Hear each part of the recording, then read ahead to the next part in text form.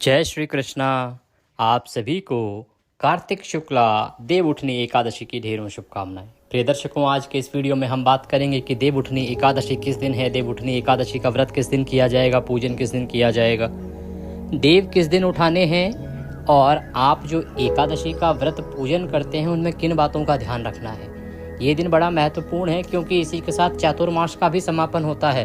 तो क्या चातुर्मास की समाप्ति एकादशी को ही होगी या जो नियम आपने लिए हैं वो पूर्णिमा तक आपको निभाने होंगे? क्या विधि रहेगी, क्या नियम रहेंगे, क्या भोग रहेगा, क्या मंत्र रहेगा?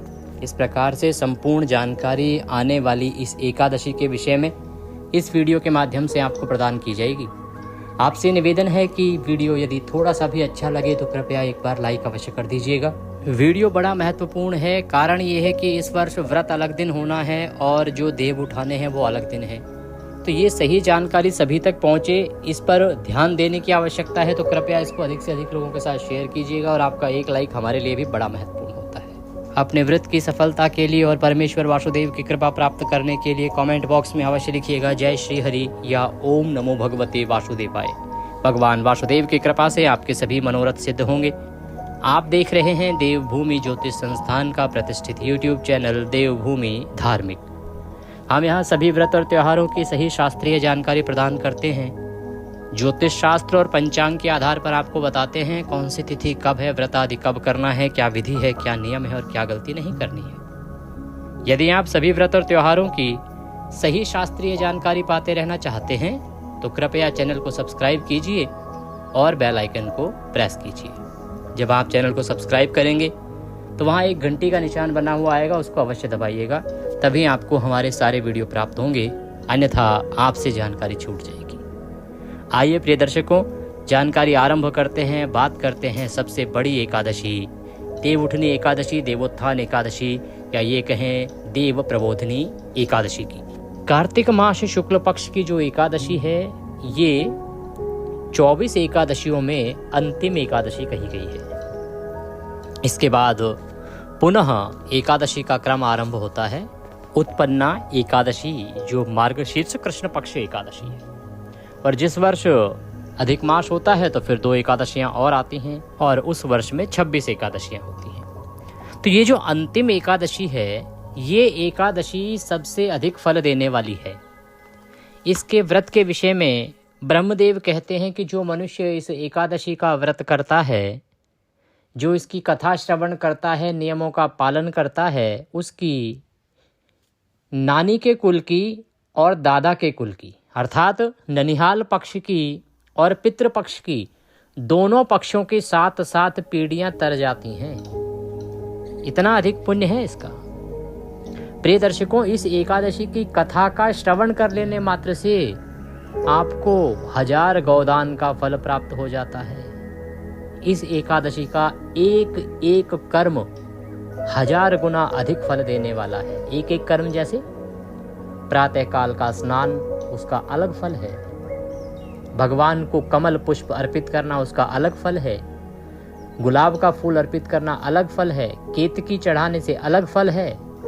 दूर्वा चढ़ाई अलग फल है। पंचामृत से अभिषेक कराया तो अलग फल है। आपने राम जपा तो उसका भी फल कई 1000 गुना है। इतना अधिक पुण्यदायी दिन है ये। और भगवान को यदि आपने तुलसी अर्पित करी या दीपदान किया या तुलसी युक्त जल से स्नान कराया, उसके पुण्य की तुलना तो आप किसी से कर ही नहीं सकते। इतनी अद्भुत तिथि है ये देवोत्थान एकादशी, जिस दिन जगत के पालनहार श्री हरि विष्णु निद्रा से जागृत होते हैं, योग निद्रा से जागृत होते हैं। इसके महत्व को समझिए। ये साधारण दिवस नहीं है, ये मेरे भगवान का उठने का दिवस है, जागृत होने का दिवस है। इस दिन आप जितना उत्तम उनका पूजन करेंगे, पूरे वर्ष भर आपको उतना ही उत्तम फल प्राप्त होता है। यही कारण है इसी दिन से भीष्म पंचक आरंभ होते हैं। भीष्म पंचक जो कार्तिक के अंतिम 5 दिन होते हैं, इन्हीं में बहुत महत्वपूर्ण नियम धारण किए जाते हैं। वो नियम जिनको कर लेने मात्र से, जिनको अपना लेने मात्र से मनुष्य इस भव सागर से तर जाता है। पापी से पापी मनुष्य का भी उद्धार हो जाता है अगर वह कुछ नियमों का पालन इस एकादशी के दिन कर लेता है। तो अब जानते हैं कि इस दिन जो कर्म किए जाते हैं वो क्या है। देखिए, देवोत्थान एकादशी पर कुछ प्रमुख कर्म हैं। यूं तो एकादशी का व्रत तो सभी एकादशियों पे किया जाता है, पर इस एकादशी पर कुछ और भी किया जाता है। एकादशी का व्रत, पूजन, दान, पुण्य, नियम, ये तो अपनी जगह है। इसके अतिरिक्त इस एकादशी पर जो किया जाने वाला बड़ा कर्म है वो है तुलसी विवाह। तुलसी माता का विवाह कराया जाता है। ये तुलसी विवाह का दिन है। जो भी भक्तगण तुलसी विवाह कराते हैं उन्हें अनंत फल की प्राप्ति होती है। और रात्रि काल में देव उठाए जाते हैं। देव उठाने का जो नियम है या पूजन है ये सभी लोग नहीं करते, परंतु राजस्थान, MP, UP के कुछ प्रदेशों में और हरियाणा के कुछ प्रदेशों में ये अपनाया जाता है। रात्रि के समय देव उठाए जाते हैं। उसकी विधि भी मैं आपको अलग से वीडियो बना के बताऊंगा कि कैसे आप देव उठाते हैं इस दिन। क्योंकि देवों को जैसे सुलाया जाता है, जब वो देव शयनी एकादशी आती है ना, तो देव शयनी एकादशी पर देव सुलाए जाते हैं, वैसे ही देव उठनी एकादशी पर देव उठाए जाते हैं। इस एकादशी का जो व्रत है प्रिय दर्शकों, ये कई प्रकार से किया जा सकता है। इस एकादशी का व्रत जो प्रति व्रत करते हैं, जो प्रत्येक एकादशी करते हैं, आपको तो करना चाहिए फल आहारी, अर्थात पूरे दिन कुछ नहीं खाएंगे, केवल फल आहार करेंगे।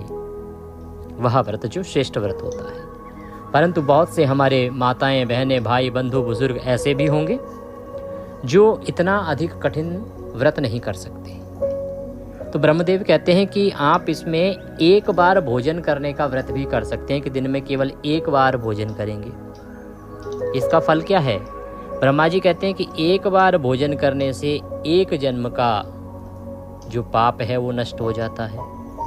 और यदि आप रात्रि को भोजन करते हैं, कई बार दिन में देखो जी, एक तो होता है दिन में आपने भोजन कर लिया, एक आप पूरा दिन भूखे रहे, रात्रि को आपने व्रत खोला, तो उससे आपके 2 जन्मों का पाप नष्ट हो जाता है। और जो लोग पूरा दिन उपवास करेंगे, उनके 7 जन्मों के पाप नष्ट हो जाते हैं। ये ब्रह्म वाक्य है। मैं जो बता रहा हूँ ऐसा नहीं मैं अपनी मर्जी से बता रहा हूँ, मेरे सामने लिखा है पुराण में, तो मैं आपको बता रहा हूँ। आगे ब्रह्मदेव कहते हैं कि यदि कोई ऐसी वस्तु है जो त्रिलोकी में ना मिल सके और ना दिखाई दे सके, वह वस्तु भी हरि प्रबोधनी एकादशी से आप प्राप्त कर सकते हैं भगवान नारायण की कृपा से। मेरू और मंदराचल पर्वत जो सबसे बड़े भारी पर्वत हैं, उनके समान अगर कोई भारी पाप है ना, तो वो भारी से भारी पाप भी इस एकादशी का व्रत कर लेने से नष्ट हो जाते हैं। कहते हैं ब्रह्मदेव कि यदि कोई मनुष्य केवल इस एकादशी के व्रत करने का संकल्प मात्र कर ले, केवल संकल्प कर ले, तो उसके ऐसे संकल्प करने से कि भाई मैं जब भी ये एकादशी आएगी, प्रत्येक एकादशी पर हरि प्रबोधनी का, देवउठनी एकादशी का व्रत करूँगा, ऐसा संकल्प कर ले, तो उसके संकल्प कर लेने मात्र से ही उसके 100 जन्मों के पापों का नाश हो जाता है। और जो रात्रि को जागरण करे, इस एकादशी पर जो रात्रि को जागरण करते हैं, उनकी 1000 पीढ़ियां स्वर्ग में जाती हैं। इतना अद्भुत फल है रात्रि को जागरण का। जो उनके पितृ कहीं नरक में होते हैं, उनको भी वहाँ से छुटकारा मिल जाता है और छूटकर वो भी सुसज्जित होकर विष्णु लोक को जाते हैं। तो ये अद्भुत फल कहा गया है। जो इस जन्म में व्रत करते हैं वो इस जन्म में सभी सुखों को भोगते हैं, और सभी सुखों को भोग के अंत में परम धाम को प्राप्त करते हैं। तो इस प्रकार से इस एकादशी की महिमा कही गई है। आशा करता हूँ कि आपको महिमा काफ़ी हद तक समझ आ गई होगी। इसका प्रभाव बहुत अधिक है। देखिए, अगर मैं केवल महिमा की बात करूँगा तो पूरा 1-1.5 घंटे का वीडियो बन जाएगा। इतना कुछ लिखा है पुराण में इस एकादशी के विषय में। मेरा इतना बताने का उद्देश्य केवल ये है कि आप इसके महत्व को समझें कि कितनी बड़ी एकादशी है ये। अब बात ये आती है जी कि आपने इसका व्रत करना कैसे है, व्रत करना कब है और देव उठाने कब है। तो देखिए, ये जो एकादशी है ना, इस एकादशी के व्रत के नियम भी एक दिन पूर्व ही आरंभ हो जाते हैं, अर्थात दशमी तिथि से ही इस एकादशी के नियम जो हैं वो शुरू हो जाएंगे। जिस दिन व्रत आपको बताया जाएगा उसके एक दिन पहले ही आपने कुछ वस्तुओं का त्याग करना है, क्योंकि जब ब्रह्मदेव ने बताया कि भाई ये इसकी महिमा है, तो नारद जी ने कहा प्रभु महिमा तो बड़ी अद्भुत है, अब ये तो बताओ इसकी विधि क्या है, कैसे करना चाहिए। तो ये जो विधि है ये ब्रह्मदेव द्वारा कही गई है, जो मैं आपको बताने जा रहा हूँ। ब्रह्मा जी कहने लगे कि ब्रह्म मुहूर्त में जब 2 घड़ी रात्रि रह जाए, अर्थात आपको 4 बजे उठ जाना है, तब उठकर शौच आदि से निवृत्त होकर दंत धावन आदि करें। शौच आदि से निवृत्त होइए, दंत धावन कीजिए। दंत धावन में विशेष ध्यान दीजिएगा कि यदि आप टूथपेस्ट या मंजन का प्रयोग करते हैं ना, तो जो बाजारू मंजन और टूथपेस्ट है उनमें क्या है, केमिकल आ रहा है या नमक आ रहा है, और दोनों ही व्रत को आपके को खंडित करते हैं। तो अगर आपके पास व्रत वाला मंजन है तो वो प्रयोग कीजिए, नहीं है आपके पास तो कमेंट बॉक्स में लिख के पूछ लीजिएगा, हम आपको बता देंगे कि कहाँ से मिलेगा, या आपके पास जो हमारा व्हाट्सएप नंबर आ रहा होगा स्क्रीन पर दक्षिणा आदि भेजने के लिए, उस पर आप मैसेज करके पूछ लीजिएगा। क्योंकि ये जो आप मंजन आदि करते हैं ये आपके व्रत को खंडित करते हैं, और व्रत तो आप करते ही रहते हैं, कहीं ना कहीं काम आएगा वो, तो आपको अवश्य ही वह मंगवा लेना चाहिए। तो दंत धावन आदि करके और स्नान कीजिए। स्नान अगर आप गंगा स्नान करते हैं तो महिमा बहुत अधिक बताई गई है। गंगा स्नान के लिए जा सके तो उत्तम है, ना जा सके तो घर पर ही जो जल है ना, जो आपकी बाल्टी में जल भरेंगे आप नहाने की बाल्टी में, उसमें पहले थोड़ा गंगा जल भरिए और फिर उसमें शुद्ध जल भर के उससे स्नान कर लीजिए। स्नान करने के बाद स्वच्छ वस्त्र धारण कीजिए। स्वच्छ वस्त्र धारण करके और अब आप व्रत संकल्प तथा पूजन आदि करेंगे। तो अब हम आगे बढ़ें, पूजन आदि के बारे में बताएं। संक्षेप में आपको एक दिन पूर्व के नियम बता देते हैं। ब्रह्मदेव कहते हैं कि एक दिन पूर्व आपको एक वक्त आहार ग्रहण करना चाहिए।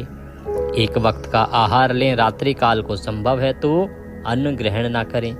मैं यही सलाह दूंगा, जो कर सकें वो करें, क्योंकि 2 दिन का व्रत एक साथ कठिन व्रत कर पाएंगे सभी, इसकी संभावना कम होती है।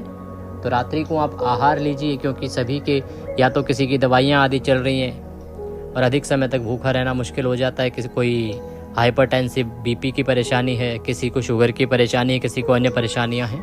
तो आप बेशक भोजन कीजिए 2 वक्त, लेकिन शुद्ध भोजन कीजिए, सात्विक भोजन कीजिए। और जो इस नियम का पालन कर पाए कि एक ही बार भोजन करने का नियम है तो बहुत उत्तम है, उसको करके देखिए। कांसे के पात्र का प्रयोग वर्जित बताया गया है। दशमी तिथि को त्याग दीजिएगा। मसूर की दाल त्याग दीजिएगा। मूली और बैगन त्याग दीजिएगा। इसके अतिरिक्त शहद का त्याग भी कहा गया है। शहद भी आपको एकादशी अनुष्ठान में प्रयोग नहीं करना है। दशमी तिथि, एकादशी और द्वादशी को शहद का प्रयोग वर्जित है। इन सब वस्तुओं का त्याग करना है। जो लोग मदिरा पान करते हैं, मांसाहार करते हैं और एकादशी का व्रत करते हैं तो उनको भी ये सब एक दिन पहले ही त्याग देना है। तदुपरांत आप नियम धारण करके फिर व्रत करेंगे। जो माताएं बहनें हैं सभी एक दिन पूर्व ही ब्रह्मचर्य धारण कर लेंगी। बाल आदि धो लीजिए। एकादशी को बहुत सारे प्रांतों में बाल धोने की मनाही होती है, तो आप दशमी तिथि को बाल धो लीजिए और ब्रह्मचर्य धारण कीजिए। ब्रह्मचर्य का नियम भी 3 दिन का रहेगा। इस प्रकार से दशमी तिथि व्रत के एक दिन पूर्व का समय व्यतीत कीजिए। सामग्री आदि ले आइए पूजा की, और अगले दिन स्नान आदि से निवृत्त होकर अब आप व्रत पूजन करेंगे। जो आपका पूजा का स्थान है ना, जहां आप बैठकर पूजन करते हैं, उस स्थान पर पूजा की सारी सामग्री एकत्र कीजिए। सामग्री के रूप में आपके पास क्या होना चाहिए? सामग्री में आपके पास होना चाहिए रौली मोली, पान सुपारी, लौंग इलायची, धूप दीप, नैवेद्य, पुष्प की माला, दूर्वा दल अवश्य ले लीजिएगा। दूर्वा, अगर आप कोई विशेष फूल अर्पित करना चाहते हैं, चाहे वो गुलाब का हो, चाहे वो कमल का हो, सभी पुष्प का अलग अलग फल है। मैंने एक वीडियो बनाया है कि किस पुष्प से क्या फल मिलेगा, वो वीडियो आप ध्यान से देख लीजिएगा। उसमें सभी पुष्प के फल मैंने बता दिए हैं कि कौन सा फूल चढ़ाने से आपको क्या फल मिलता है, तो वह पुष्प ले लीजिएगा। भगवान सालिग्राम का पूजन इस दिन विशेष महत्वपूर्ण रहेगा। अगर आप ला सके तो भगवान सालिग्राम का पूजन कीजिएगा। आप लड्डू गोपाल स्वरूप और नारायण के किसी भी स्वरूप की स्थापना कर सकते हैं। स्थापित करने के लिए चौकी, उस पर बिछाने के लिए पीला वस्त्र या लाल वस्त्र लीजिएगा। ये पूजा की सामग्री है। इस सामग्री को एकत्र कीजिएगा। इसमें जनेऊ अवश्य ले लीजिएगा, 2 जनेऊ रखिएगा और पान के पत्ते भी 2 लीजिएगा और इत्र भी ले लीजिएगा। ये सारी सामग्री है। इस सारी सामग्री को एकत्र कीजिए और जो लोटा है तांबे का, उसको अच्छे से मांज लीजिए। उसमें पहले गंगा जल भरिए, फिर शुद्ध जल भरिए और आसन लगा के सारी सामग्री एकत्र करके उस स्थान पर बैठ जाइए जहाँ बैठ के आपने एकादशी का पूजन करना है। पूजन करने के लिए सबसे पहले उस स्थान को शुद्ध करेंगे और जो सामग्री आप भगवान को अर्पित करने के लिए लाए हैं वो सब पवित्र करेंगे। भगवान को चढ़ाने योग्य उसका शुद्धिकरण होना चाहिए। तो जो लोटे में जल भरा है ना, उस जल के छींटे दीजिए फूल के माध्यम से सभी सामग्री पर और उस स्थान पर जहाँ बैठ के आप पूजन करने वाले हैं। पुष्प से जल छींटे दीजिए।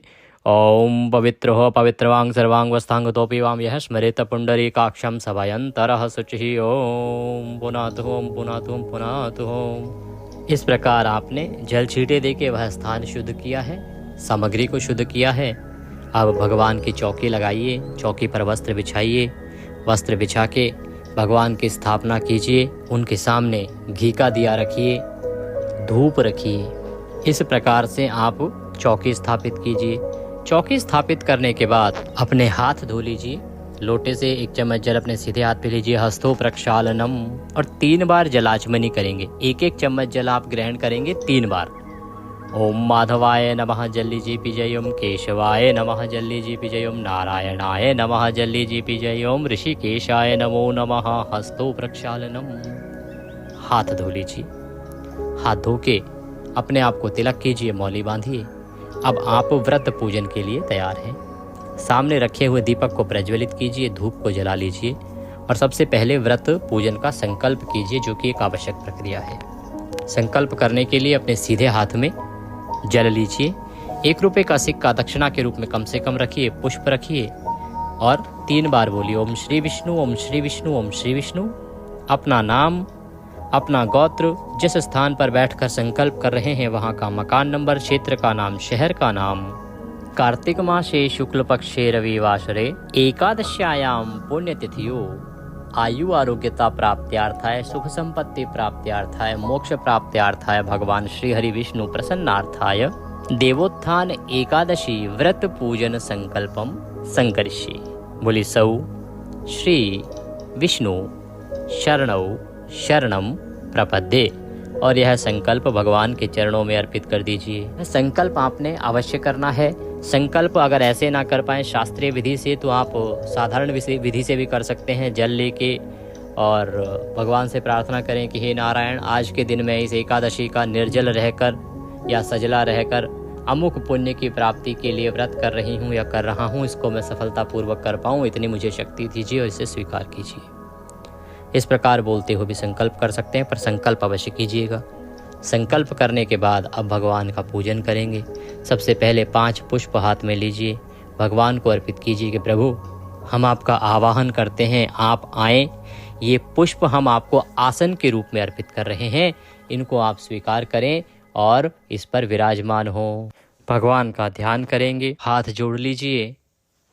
शुक्लांबरधरं विष्णुं शशिवर्णं चतुर्भुजं प्रसन्नवदनं ध्यायेत् सर्वविघ्नोपशान्तये। शान्ताकारं भुजगशयनं पद्मनाभं सुरेशं विश्वधारं गगनसदृशं मेघवर्णं शुभांगं लक्ष्मीकान्तं कमलनयनं योगिर्भिन्दन्नगम्यं वन्दे विष्णुं भवभयहरं हरं सर्वलोकैकनाथं। बोले विष्णु भगवान की जय। 4 भुजाओं में शंख चक्र गदा व पद्य धारण करने वाले, शांत स्वरूप शेष शैया पर विराजने वाले नीलवर्ण श्री लक्ष्मी जी के पति, संसार के भय का नाश करने वाले, सबके अधिपति भगवान विष्णु, हम आपको नमन करते हैं, आप प्रसन्न हो। प्रभु यह पुष्प आपको आसन के रूप में अर्पित कर रहे हैं, इन पर आप विराजमान हो और हमारे पूजन को स्वीकार करें। आसन देके अब हम पूजन करेंगे भगवान का। तो पूजन की विधि के लिए तो मैं अलग से एक विस्तृत वीडियो बनाऊंगा, क्योंकि पूजन की विधि अगर यहाँ बताऊंगा तो वीडियो 40 मिनट का हो जाएगा।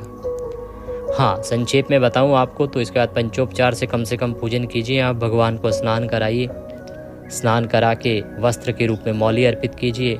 मौली अर्पित करके भगवान को जनेऊ अर्पित कीजिए। जनेऊ को रोले कुमकुम आदि से तिलक कर लीजिएगा।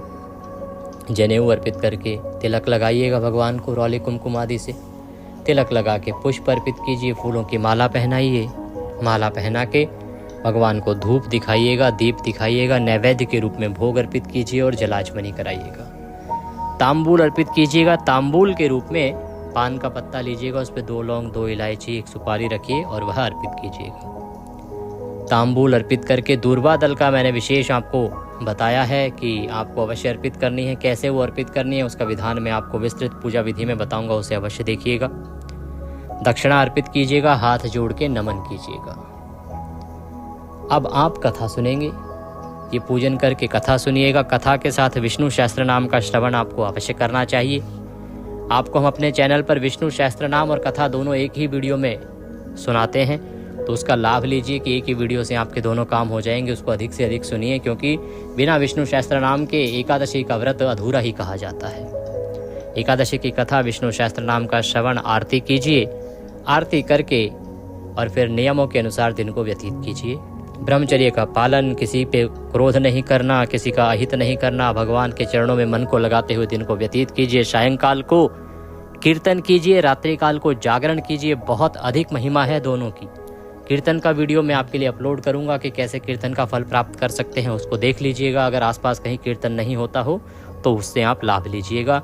जागरण कीजिएगा और अगले दिन आप करेंगे व्रत का पारण। सूर्योदय से पहले उठ जाइएगा। पारण की विधि और कैसे करना है उसके लिए भी वीडियो आपको शीघ्र ही प्राप्त होगा। बात ये कर लेते हैं कि आपने देव उठाने कब है और व्रत करना कब है और शुभ मुहूर्त रहेगा क्या। प्रिय दर्शकों, ये जो एकादशी तिथि है ये आरंभ हो रही है 1 तारीख को सुबह 9:11 पर और 2 तारीख को ये सुबह 7:31 पर समाप्त हो जाएगी। अब ऐसे में सूर्य के मुख से एकादशी का महत्व होता है और वो रहेगी 2 तारीख को। उदया तिथिमान के अनुसार एकादशी कब है? 2 तारीख को। और क्योंकि 7:31 के बाद द्वादशी भी आ रही है और श्रेष्ठ व्रत जो होता है एकादशी का वो द्वादशी युक्ता होता है, द्वादशी वेदा होता है, इसीलिए व्रत आपको करना है निश्चित रूप से 2 तारीख को, उत्तम व्रत। अब क्योंकि इसमें देव भी उठाए जाते हैं और देव उठाने की जो प्रक्रिया होती है वो रात्रि काल में होती है और 2 की रात को एकादशी है नहीं, 1 की रात को एकादशी है। तो 1 की रात को आप देव उठाएंगे और 2 तारीख को करेंगे व्रत। अगर हम पूजन की बात करें कि आपको कब पूजन करना चाहिए, तो 2 तारीख को उत्तम मुहूर्त रहेगा। तीसरा और चौथा जो चौघड़िया है बहुत उत्तम है, शुभ और अमृत का लाभ और अमृत का चौघड़िया है। तो यहाँ आप 9:30 बजे से और 12:30 बजे के बीच में अगर पूजन करते हैं तो बहुत अधिक शुभ रहेगा। बाकी नारायण का पूजन है, आप कभी भी कर सकते हैं, इसमें अधिक संकोच की आवश्यकता नहीं है। इस एकादशी पर विशेष नियम धारण किए जाते हैं, उसका वीडियो आपको इस वीडियो के बाद ही प्राप्त हो जाएगा, तो उसको अवश्य देख लीजिएगा कि इस एकादशी पर जो नियम हैं वो कैसे लेने हैं। कुछ कहना चाहें, पूछना चाहें तो कमेंट बॉक्स में लिख के पूछ लीजिएगा या व्हाट्सएप के माध्यम से भी जुड़ सकते हैं। दक्षिणा आदि कुछ भी यदि भेजना चाहते हैं तो स्क्रीन पर नंबर आ रहा है उस पर भेज सकते हैं, या जो QR कोड आ रहा है उसको स्कैन करके उस पर भी भेज सकते हैं। भगवान सब पर कृपा करें। जय श्री कृष्ण।